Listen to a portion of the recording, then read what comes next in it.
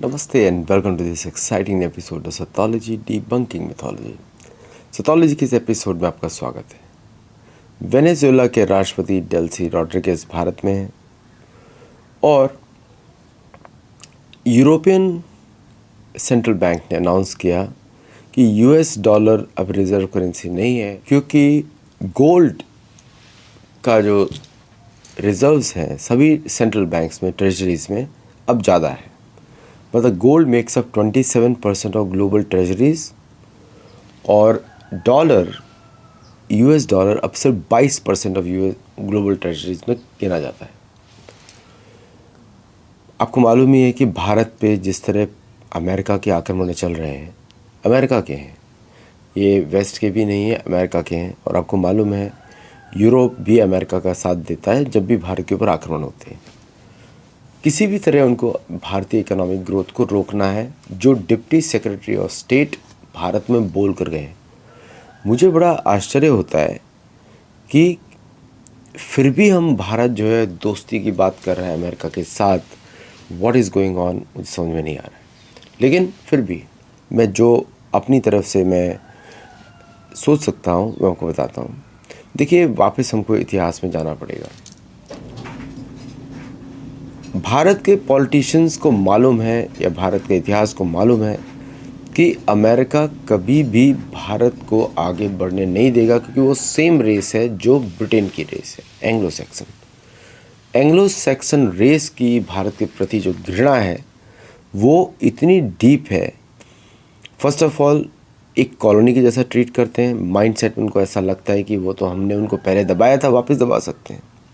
और ये झूठा इतिहास पढ़ाया गया है, लेकिन वो कन्विंस है अपने इतिहास में। भारत जो है अपने इतिहास में कन्विंस नहीं है, क्योंकि हमने वेदों को छोड़ दिया है, पुराणों को छोड़ दिया है, रामायण महाभारत को छोड़ दिया। हम सोचते हैं मॉडर्न समय है। मैं थिंकर्स की बात कर रहा हूँ जो सरकार के डिसीजन में, हम मॉडर्न समय है, हम लोग तो अब हमको मॉडर्न वैल्यूज़ लेनी चाहिए। मॉडर्न मतलब वेस्टर्न वैल्यूज़।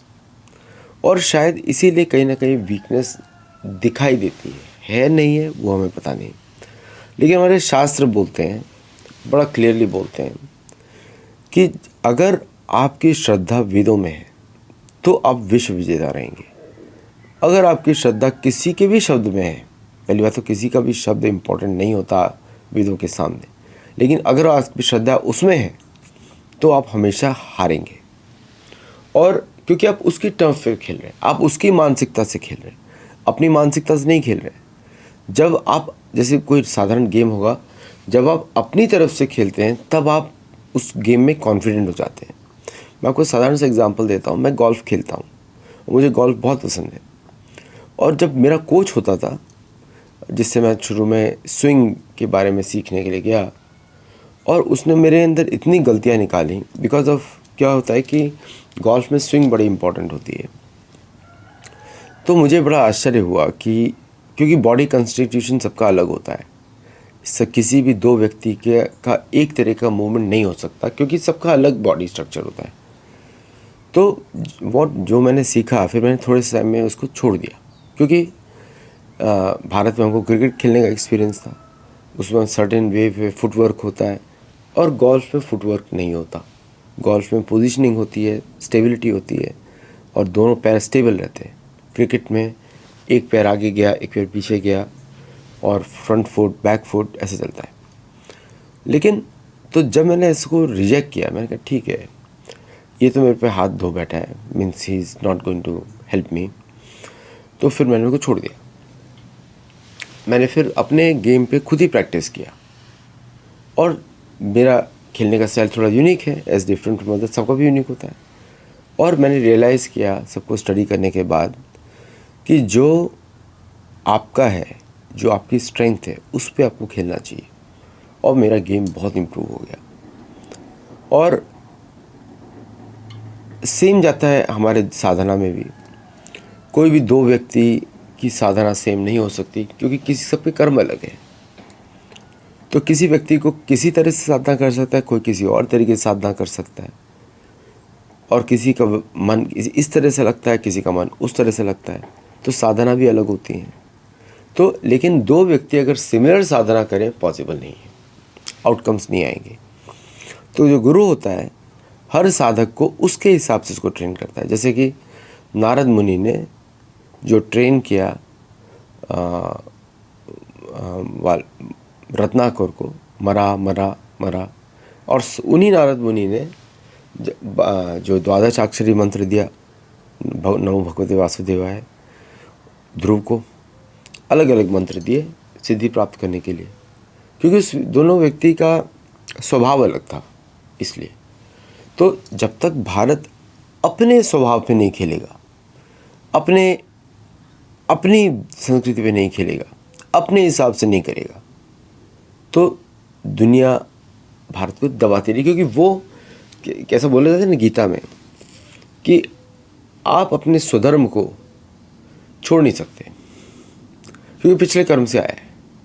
तो आपको उसी स्वधर्म पे या दूसरे का ऑक्यूपेशन लेंगे या दूसरे की कॉपी करके वैसे काम करेंगे, आप सक्सेसफुल उतने नहीं होंगे या संतुष्टि इतनी नहीं होगी। तो हम लोगों को अपने हिसाब से अपनी तरह से काम करना ज़रूरी है। मैं आपको बताऊँ कि अमेरिका में अभी तो फेक स्टैटिस्टिक्स चलता रहता है कि भारत को थोड़ी अमेरिका पे कंट्रीब्यूट करना है, भारत को भारत पे कंट्रीब्यूट करना है ना, भारत को भारत पे कंट्रीब्यूट करना है, दूसरा अमेरिका पे नहीं करना है। कुछ लोग बोलते हैं कि इंडियंस ने अमेरिका की इकॉनमी में कुछ कंट्रीब्यूट नहीं किया। By the way, Indians largest groups हैं जिन्होंने $1 बिलियन कंपनीज बनाई हैं, 96 $1 बिलियन कंपनीज बनाई हैं, which is far higher than even Israel also and higher than even Anglo sections also. मैं $1 बिलियन कंपनीज की बात कर रहा हूँ पिछले 30 सालों में,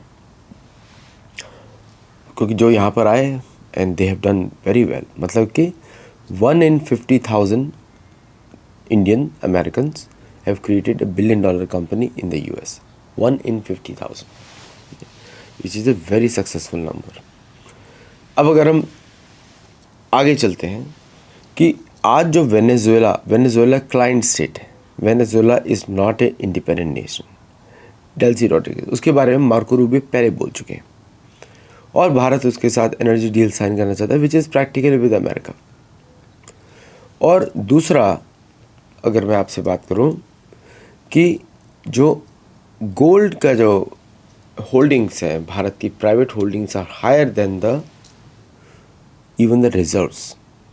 और भारतीय सरकार ने ऐसा कुछ भी जो है रिस्ट्रिक्शन, एक अपील की है प्राइम मिनिस्टर ने, कोई पॉलिसी नहीं है वो, ऐसा नहीं कि लोग खरीद नहीं सकते, अपील की है कम करें, अपील करिए, पॉलिसी नहीं है वो।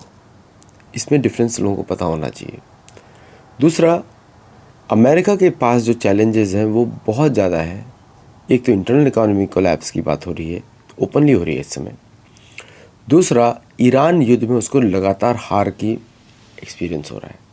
जैसे कि आपने देखा इज़राइल, और मैंने आपको बताया भी था, बहरीन, कुवैत, इस पे इतने अटैक्स किए हैं ईरान ने कि अब उनकी क्षमता लड़ने की या मोटिवेशन नहीं बचा other than using a nuclear bomb. उन्होंने ट्राइडेंट मिसाइल को टेस्ट भी किया कल, सबमरीन लॉन्च्ड, रेगुलर टेस्टिंग था but timing was very important. Trident missile को क्यों टेस्ट किया, उसका अर्थ यह आता है कि America is preparing for a much worse situation, और भारत के पास भी समय कम है। और भारत ये सारे जो विज़िट्स हैं वेनेजुएला के और बाकी लोगों के जो विज़िट्स हैं, इनको भारत इम्पोर्टेंट ले रहा है, बिकॉज स्ट्रेटेजिकली कहीं ना कहीं भारत को एक टफ डिसीजन लेना पड़ेगा। तो इसलिए इंस्टेड ऑफ प्लेइंग कि वेस्टर्न स्क्रिप्ट पे आप खेलें मीडिया में और जल्दबाजी में कोई डिसीजंस लें, वो ठीक नहीं है, या ओपिनियंस बनाएं, ठीक नहीं है। क्योंकि ये जो कलयुग है, हर चीज़ जल्दी जल्दी बदलती है और लोगों पे आप विश्वास नहीं कर सकते, क्योंकि उनका खान पान, रहन सहन भी ठीक नहीं है। आप ये भी नहीं पता लगा सकते कि क्या वो कोई साधना करते हैं, कोई नहीं करता। तो ऐसे लोगों पे आप कंटिन्यूटी या कंसिस्टेंसी के हिसाब से नहीं देख सकते। मार्को रूबियो जो बोलेगा भारत में, वो अमेरिका में क्या बोलेगा उससे आपका कोई संबंध नहीं है। कि जो बोलेगा भारत में वही इम्पोर्टेंट होता है।